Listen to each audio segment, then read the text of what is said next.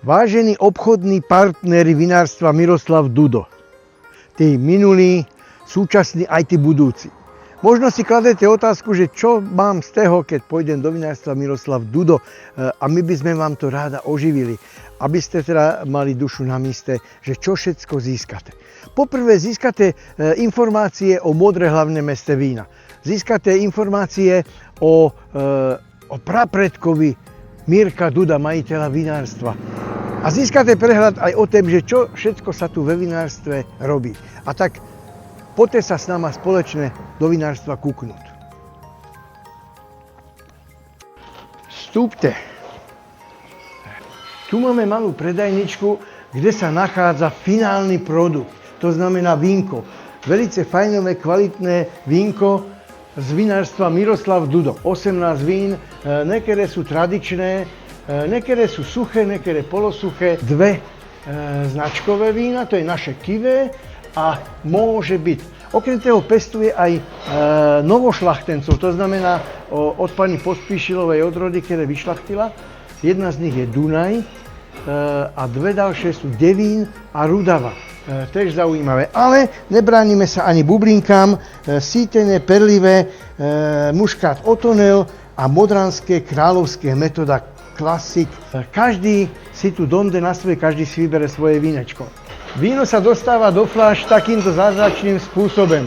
Šikovný mladý muž má pred sebou takúto mašinu, do nej nakladá títo prázdne fľaše, mašina ich naplní, zaštupluje a potom už sa dostávajú na etiketovačku. Momentálne neetiketujeme, ale tu nás sa všetko nalepí, záklopka a vínko je hotové, pripravené na expedícii. Vinárstvo má takúto nádhernú degustačnú místnosť, ktorá je pripravená prijať hostí. Jednak sú to bariaké firemné akcie, to znamená team buildingy, alebo semináre a tak ďalej, alebo aj rodinné oslavy.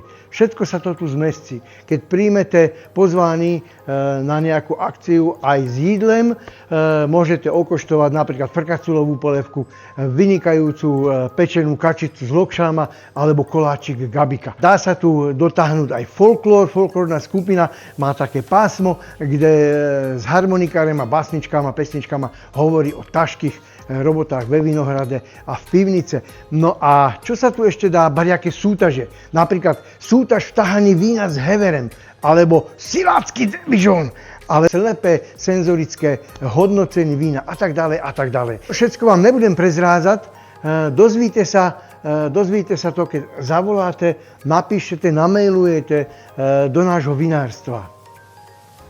Milí kamarádi, obchodní priatelé, predstavili sme vám vinárstvo, to, čo môžete zažiť tu u nás. Srdečne vás pozývame.